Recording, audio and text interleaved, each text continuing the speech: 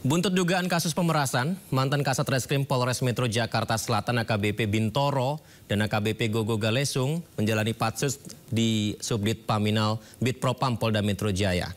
Sementara kuasa hukum korban pemerasan mengungkap fakta baru bahwa kliennya merugi hingga 17,1 miliar rupiah.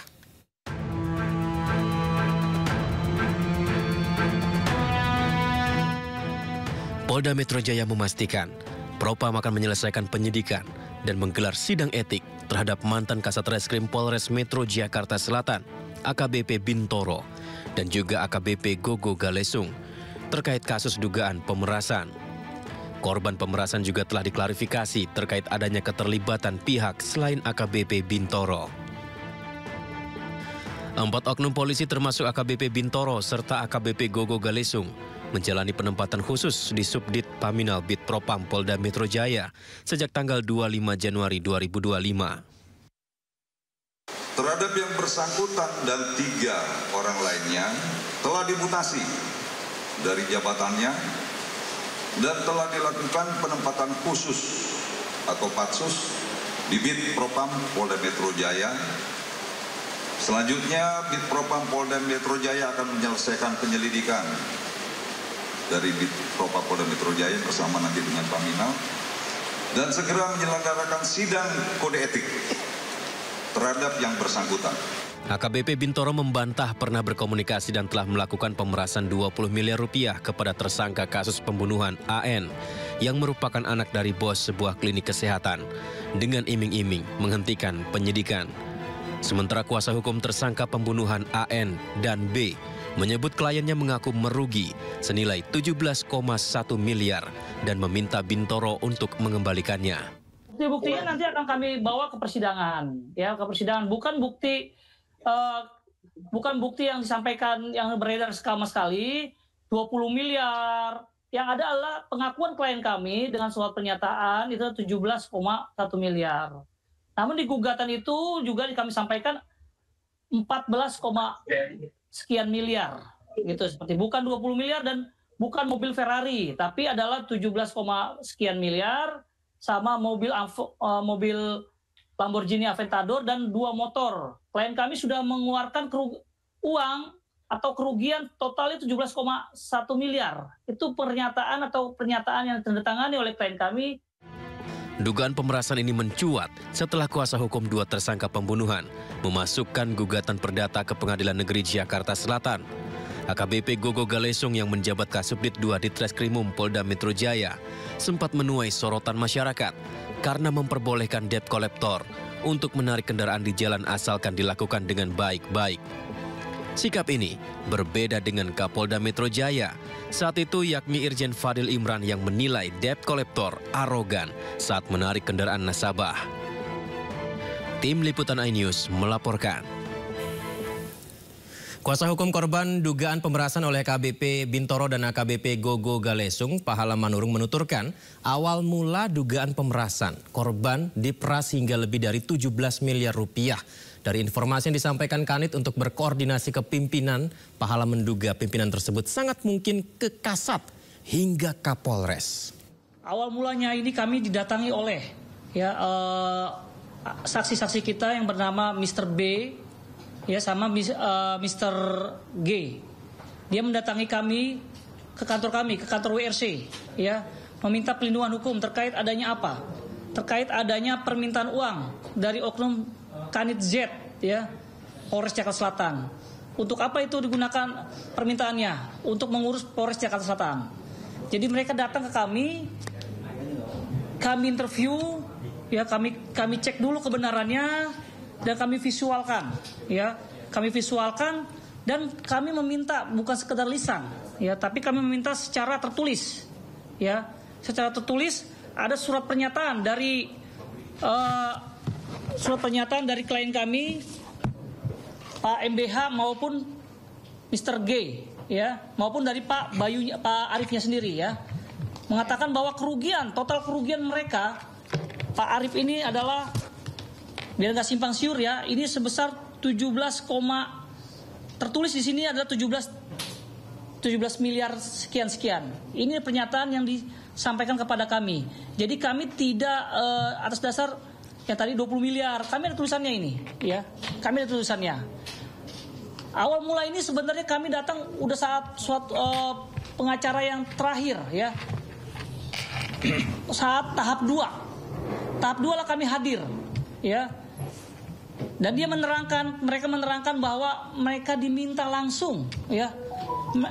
Klien kami ini diminta langsung oleh Kanit Z di ruangan Kanit Z, ya. Sehingga kami harus mengklarifikasi dulu kebenaran ini, mengecek, ya. Kami mengecek kebenaran ini, sehingga kami tidak mau serta-merta menjustis, ya. Tapi kami ngecek dulu ke Kanit Z tersebut. Apakah benar Bapak meminta kepada klien kami? Kami ada berapa orang masuk ke sana, ke Kanit Z tersebut? Mereka mengatakan silakan menghadap pimpinan, koordinasi ke pimpinan, bahasanya gitu. Silakan koordinasi ke pimpinan.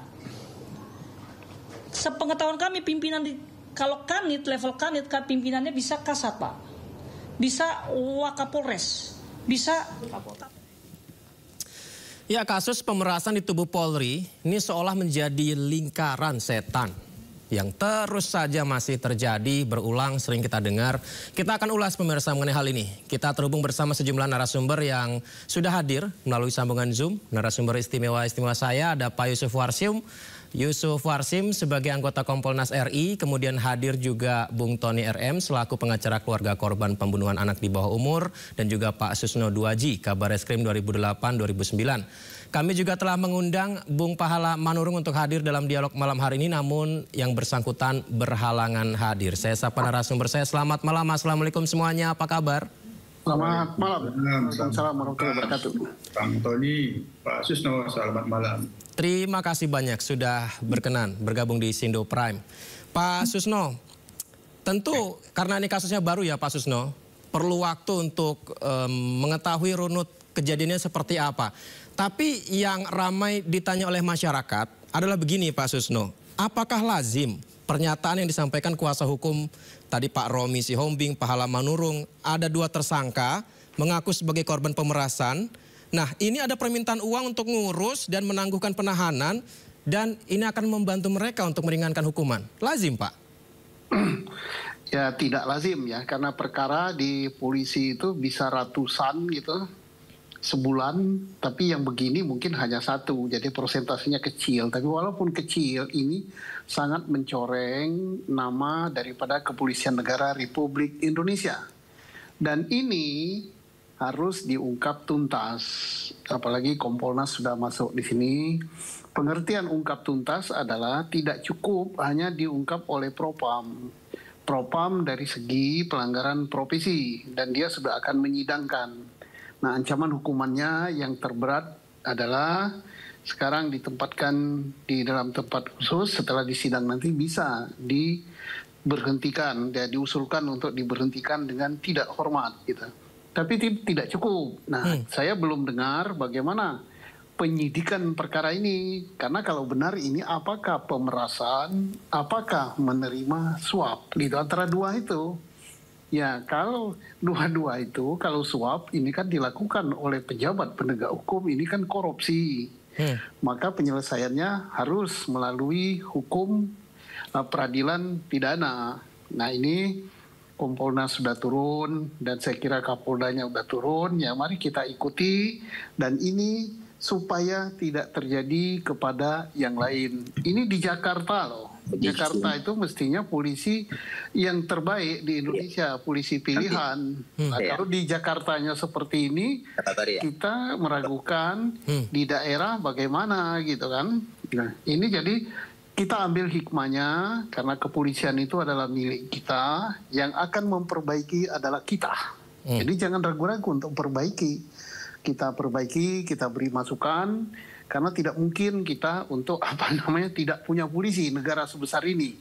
Walaupun di dunia ada negara yang membubarkan polisinya, ada Georgia membubarkan polisinya, ganti yang baru, tapi kita mungkin, tidak mungkin, tapi harus kita perbaiki terus-menerus. Itulah bentuk kecintaan kita pada Polri.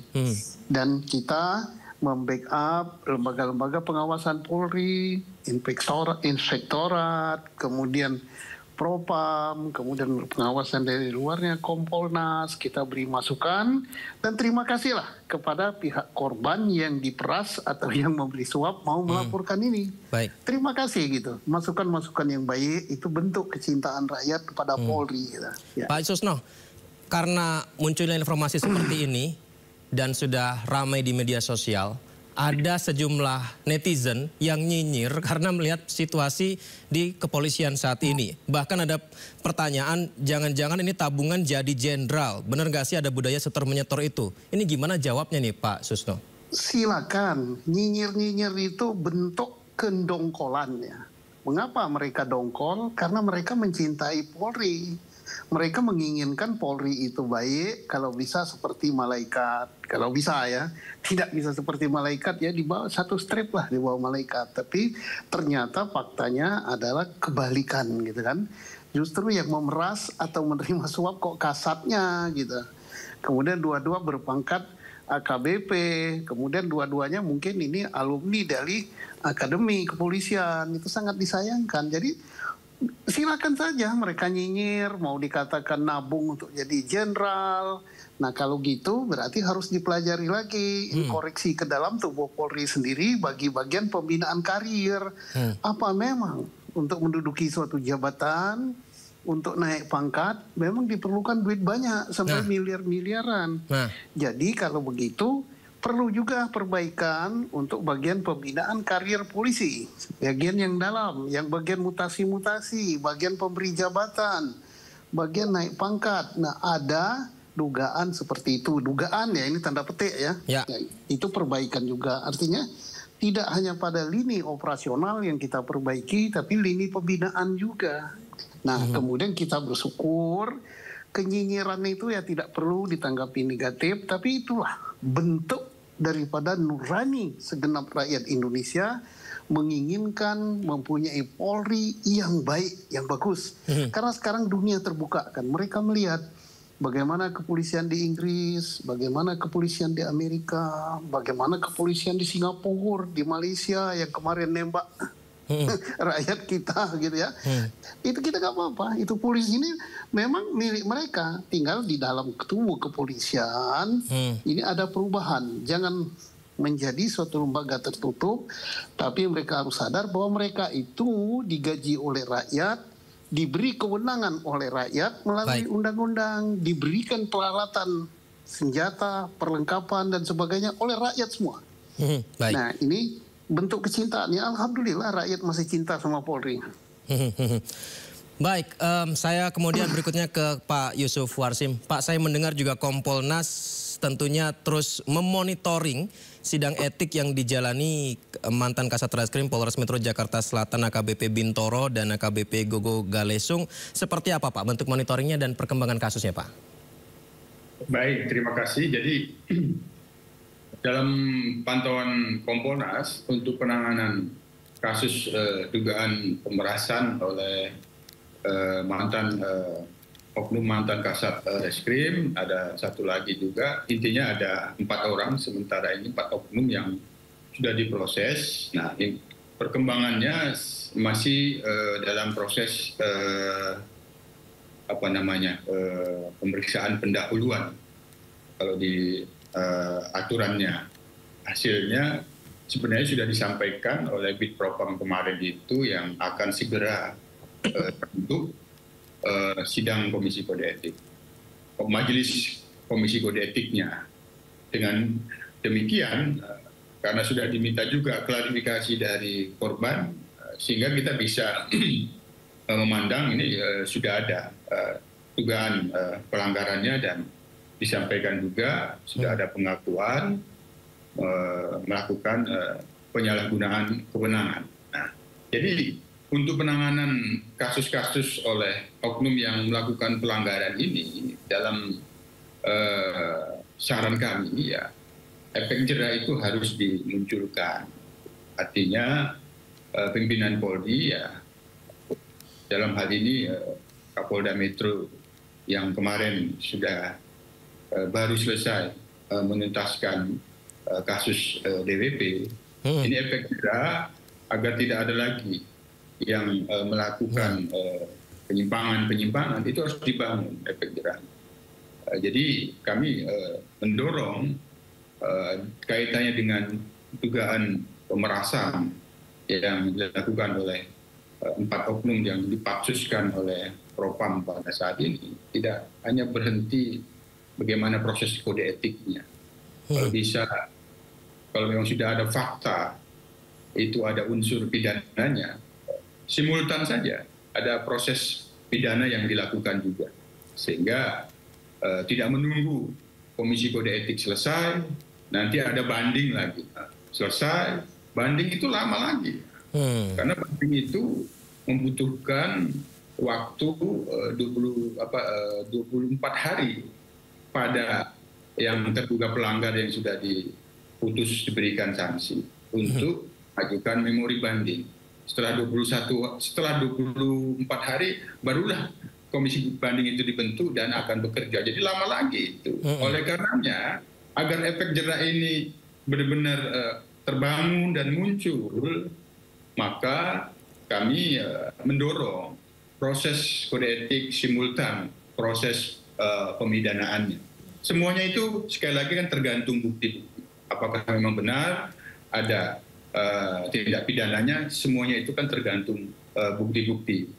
Bisa jadi memang penyalahgunaan kewenangannya itu murni pelanggaran kode etik, tidak menjalankan tugas secara profesional, proporsional dan prosedural.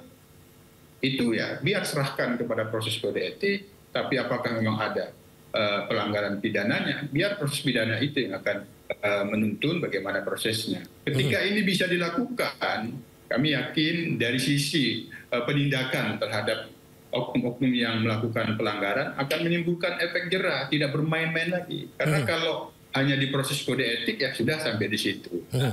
Pak Yusuf, baru yang kedua, tidak tebang pilih. Ya. Tidak tebang pilih itu maksudnya penerapan hukum yang berbeda kepada oknum ini, tidak di PTDH tapi dipidana. Terhadap oknum ini dipidana di PTDH. Nah, ini jangan seperti itu efek jerah yang dibangun. Terapkan equality before the law. Semua oknum yang melakukan pelanggaran itu sama di depan hukum. Itulah efek jerah yang akan muncul selain daripada proses pembinaan dan pencegahan, penguatan integritas, penguatan kapasitas, penguatan konsep diri sebagai anggota polisi. Dan tentu kami Kompolnas tidak berpikir ingin mengawasi menjadi malaikat polisi, tapi tetap mengawasi manusia polisi. Nah, manusia polisi yang dituntun oleh profesionalismenya, jadi menjalankan tugasnya dengan berintegritas. Dan itu yang kita dorong pada aspek pencegahan. Kalau sudah terjadi pelanggaran, efek jerah harus dibangun agar tidak ada lagi muncul adanya oknum-oknum. Efek jerah yang dibangun tadi itu. Kalau sementara ini terkesan hanya mengutamakan pelanggaran kode etik itu sudah selesai sampai di situ di sidang etik kan, pidananya tidak, atau menunggu lagi proses kode etik itu jadi makin lama, ya. Selesai. Nah ini kan lama agar masyarakat benar-benar menaruh kepercayaan yang tinggi kepada Polri. Pak Yusuf, adanya oknum yang melakukan pelanggaran itu, maka menurut kami dua proses itu dijalankan bersamaan. Setuju. Itu semuanya kan tergantung bagaimana bukti-bukti nanti.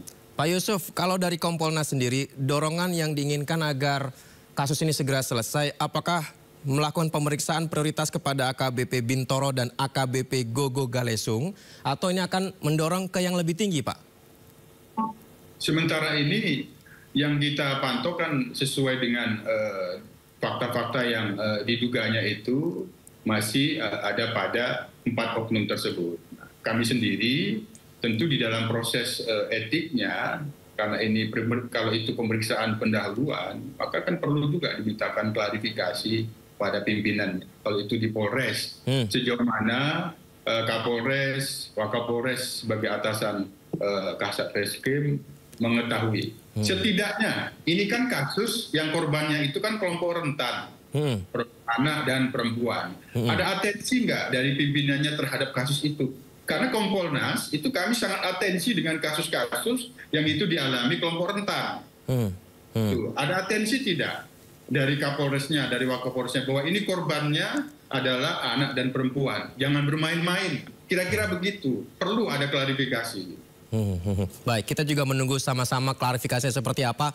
Kemudian Pak Tony, dari pihak korban ya Pak, saya mendengar bahwa dari pihak tersangka ini telah memberikan apa ya, uang santunan ya Pak Tony ya kepada pihak korban ya. Kemudian setelah itu berlanjut dan sempat ada upaya damai kah Pak Tony atau seperti apa? Betul. Jadi sejak meninggal, sejak dipulangkan jenazah ya, setelah otopsi itu, kemudian pengacara tersangka itu mendatangi rumah klien kami. Mohon maaf saya potong. Pengacara tersangka itu yang sekarang ini atau yang dulu? Yang dulu ya? Lama. Evelyn berarti ya? Evelyn dan rekan-rekan ya. Oke, silakan lanjut Pak. Mendatangi rumah klien kami di Angke, Tambora. Nah, sampai di sana ia memberikan uang ya, katanya untuk tahlil, untuk biaya tahlil. Jadi kalau di Muslim kan meninggal itu ada tahlilan ya. Memberikan uang untuk tahlil, nah kemudian untuk takziah ya, dan untuk kebutuhan selama tahlil 7 hari. Nah, kemudian setelah itu datang lagi menyampaikan maksud dan tujuannya itu ternyata ujung-ujungnya itu agar mencabut laporan, agar damai. Damai. Ya. Nah, karena klien kami ini sudah terlanjur ya menerima uang pemberian ya, uang duka, uang santunan tadi sebesar 20 juta ya untuk biaya tahlil. Waktu saya tanya kenapa diterima, iya Pak kami butuh karena memang nggak ada lagi kan. Oke, karena sudah pernah menerima ya, ketika ditawarkan seperti itu mau damai ini bingung ya. Kalau tidak mau apakah nanti uangnya minta lagi kan gitu. Harus dikembalikan ya. Iya, terus ya akhirnya terus interaksi, terus diminta untuk berdamai. Akhirnya menghubungi saya, ketemulah dengan saya. Nah, jadi setelah saya pelajari ternyata Pak Radiman ini kebingungan karena sudah dikasih uang, sudah terlanjur menerima uang itu. Nah, lalu setelah tekan kuasa kepada saya, Pak Radiman menyampaikan maksud dan tujuannya itu ya, Pak kalau berdamai bagaimana Pak? Karena saya tidak enak ya, karena awalnya waktu saya nerima ya saya iya aja karena saya nggak ngerti hukum. Nah, gak enak. Oke, gini aja. Kalau Bapak mau berdamai, silakan saja. Saya tidak melarang. Toh saya larang juga di luaran sana barangkali dia tetap saja kan damai sendiri. Nah, tapi tetap karena sudah ke saya, bagaimana saya rapikan, bagaimana agar tidak salah langkah. Nah, oke, Bapak berdamai silakan. Tetapi ini perkara pembunuhan, apalagi sudah dirilis ya, sudah diberitakan, dan perkaranya ini pasalnya ini delik biasa, bukan delik aduan. Artinya, kalaupun ada perdamaian, ya, maka proses hukum itu terus dilanjutkan. Penyidik wajib melanjutkan proses hukumnya, sekalipun ada pencabutan laporan, kata saya. Ya, jadi kalau karena ini delik biasa ya, Pak Tony. Ya. Karena ini delik biasa ya, bukan delik aduan ya. Delik biasa, bukan delik aduan. Ya. Kalau delik aduan itu kan pencemaran nama baik, itu yang paling gampang ya. Nah, akhirnya dia paham. Nah, setelah dia paham, ya udah Pak, nggak apa-apa. Yang penting saya minta Bapak untuk menjadi kuasa hukum saya, seterusnya. Nah, setelah tekan kuasa itu kemudian saya mendatangi Polres Metro Jakarta Selatan guna memastikan perkembangan penanganan kasusnya sampai mana. Nah, saya sampai sana ke unit PPA ya sama Resmob itu waktu itu 27 April 2024 itu kebetulan tidak ketemu dengan penyidiknya. Nah, saya memberikan statement aja di media sosial saya, kemudian pulang. Nah, besoknya saya ditelepon oleh pengacara tersangka Evelyn. Ya. Menyampaikan ke saya ingin ketemu, maksud dan tujuannya untuk membicarakan perdamaian. Nah, karena amanat klien saya ini dia memang nggak apa-apa berdamai, ya sudah saya tindak lanjuti kan. Akhirnya ketemulah suatu hari di tanggal 2 Mei 2024 di restoran samping Polres Metro Jakarta Selatan. Evelyn bersama rekan-rekannya banyak dan sama perempuan yang mengaku istrinya tersangka Arif Nugroho. Dalam penyampaiannya, istrinya tersangka Arif Nugroho itu menyampaikan, merengek-rengek, nangis, merengek-rengek sampai air mata keluar bawa tisu, bahwa Arif Nugroho itu orang biasa. Artinya bukan orang kaya. kerjanya di bengkel hanya kuli. Lalu saya tanya, itu mobil BMW Gol yang disita di Polres itu punya siapa? Yaitu saudara katanya. Nah, sehingga ya kami yakin saat itu bahwa ini orang biasa, bukan anak orang kaya kan. Nah, bukan anak bos. Nah, akhirnya terjadilah kesepakatan 300 juta. Nah, 300 juta. 300 juta. Nah, perjanjian perdamaian sudah disiapkan oleh Evelyn, pengacara tersangka, dan surat pencabutan laporan. Jadi uang diterima itu, klien saya harus menandatangani perjanjian perdamaian yang isinya tidak menuntut, kan gitu, mencabut laporan, ya, isinya. Dan surat pencabutan laporannya yang ditujukan kepada Kapolres Metro Jakarta Selatan itu juga ada ditandatangani. Nah, di situ Sebentar, saya potong Pak. Ada tanda tangan Kapolres Jakarta Selatan? Tidak ada, ditujukan. Oh, ditujukan. Jadi, pencabutan laporan itu kan biasa formatnya itu kepada Kapolres Metro Jakarta Selatan, perihal pencabutan laporan. Ya. Nanti yang cabut adalah pelapor. Pelapor dalam adalah ayah korban, klien saya. Oke, paham. Silakan Pak. Ya. Nah, ditandatangani semuanya itu ya, ditandatangani. Nah, uang diserahkanlah 300 juta. Ada hal yang menarik, ini kaitannya dengan munculnya pemerasan ini, ya. Baik. Sebelum ditandatangani, ya, Pak Tony, izin Pak, ya. yang menarik bisa ditahan dulu Pak. Kita jeda dulu Pak, nanti kita lanjutkan setelah jeda ya. Pak Tony, Pak Susno dan juga Pak Yusuf, kita akan jeda setelah jeda. Pemirsa tetap bersama kami di Sindo Prime.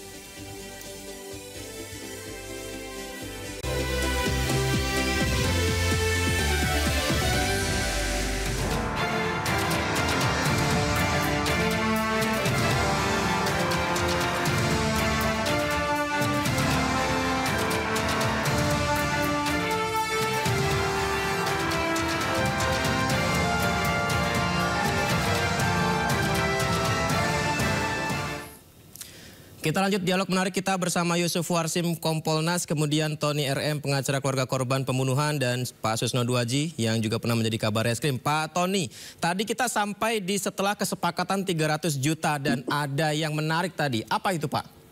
Ya, jadi yang menarik ada dua. Pertama, ya, sebelum saya tanda tangani dalam surat perdamaian itu ada klausul di mana klien saya menjamin setelah perdamaian ini, perkara ini berhenti. Artinya tidak ada tindak lanjut, tindakan proses hukum selanjutnya. Nah, itu saya katakan ya kepada pengacaranya. Artinya klien saya itu tidak bisa menjamin untuk menghentikan perkara. Jadi kalau ya harus menandatangani ada kalimat menjamin ini, ya klien saya tidak mau karena klien saya tidak bisa menjamin. Kenapa? Saya menyadari bahwa ini delik biasa. Saya nggak ngerti pengacaranya kayak ini paham atau tidak ya. Jadi di situ menjamin. Nah, jangan sampai klien saya menandatangani, menjamin, kemudian perkaranya lanjut seperti ini, nanti nuntut klien saya kan. Nah, itu akhirnya dicoret dan mau. Nah, yang kedua, ya, setelah perjanjian perdamaian ditandatangani, Evelyn ini mengajak saya untuk menemui penyidik, ya, menemui kasat menghadap langsung, ya. Nah, kalimatnya adalah kita, Bang Tony, sama-sama ayo menghadap penyidik langsung mencabut laporan. Nah, kalimat mencabut laporan ini, ya, sepengalaman saya, kalau ada perkara yang bisa di restoratif justice, tidak langsung disetujui, tidak langsung dicabut. Toh kita mengajukan permohonan penangguhan penahanan secara tertulis dengan dasar ada perdamaian, kan, ada kompensasi. Nah, itu diajukan, kemudian kita tunggu apakah bisa disetujui, dikabulkan atau tidak. Mungkin bisa jadi kan, bisa tidak dikabulkan. Kapolres atau penyidiknya melakukan rapat-rapat gelar perkara kan. Nah, ini seolah-olah ya kayak sudah akrab kan itu. Sudah akrab dengan penyidik. Nah, saya tidak tahu. Nah, saya nggak mau ikut campur soal itu. Ya. Karena saya sudah menandatangani, udah klien saya sudah menandatangani. Selanjutnya, apabila jika diperlukan, klien kami untuk dimintai keterangan atau di BAP, ditanya apakah perdamaian ini benar atau tidak, baru kami datang. Nah, saya tidak nyangka akhirnya, ya, ada dua hal. Pertama, kok jadinya muncul sampai miliar-miliaran. Saya kaget, kok ini orang kaya. jadinya. Kemarin ngaku orang biasa kan gitu. Nah, yang kedua ya kok ternyata dilama-lamakan kan proses itu kan ternyata.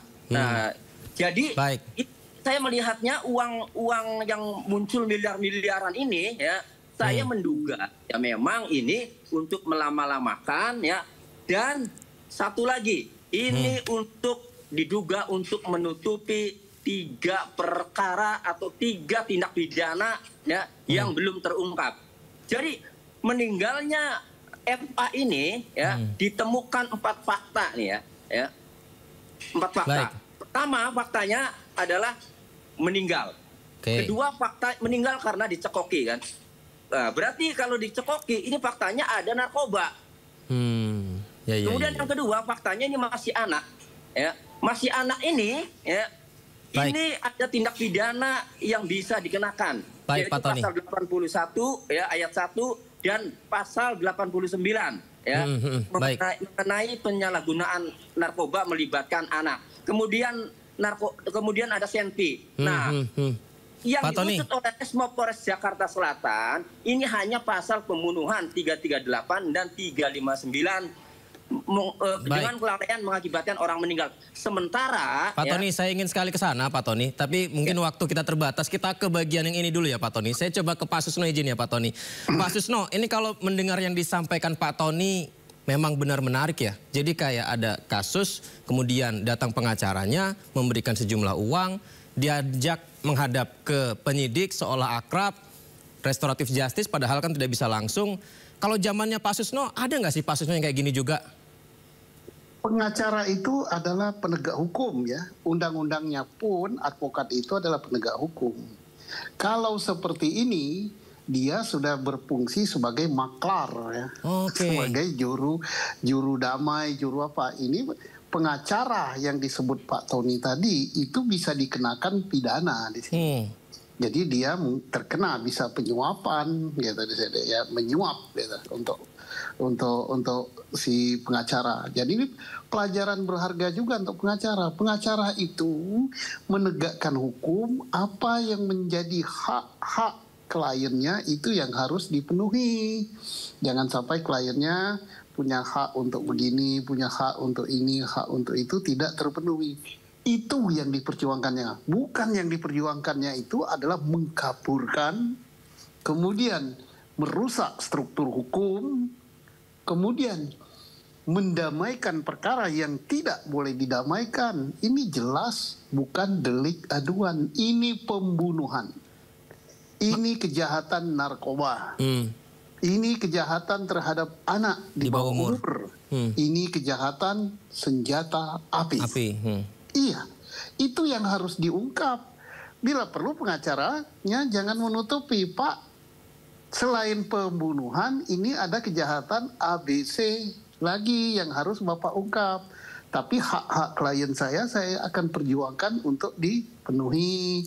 Misalnya tidak dipukul, kemudian hak dia untuk bertemu dengan keluarga, hak dia untuk mendapat pendampingan hukum, itu yang diberikan. Bukan untuk menghilangkan tindak pidana. Maaf Pak Susno. Pak Susno, waktu zaman Pak Susno masih menitik di sebagai jenderal pada saat itu, apakah yang seperti ini, situasi ini tuh memang kerap ada Pak, dan hingga Anda harus bertindak tegas untuk memberitahu hal-hal yang seperti ini Pak? Pengacara sama saja dengan polisi. Tidak ada malaikat, tidak malaikat juga ya. Ada yang baik, ada juga yang tidak baik yang seperti disebutkan Pak Tony tadi. Ada. Karena ini jenis manusia, sudah kodratullah, sudah husnatullah ya. Ada yang baik, ada yang tidak.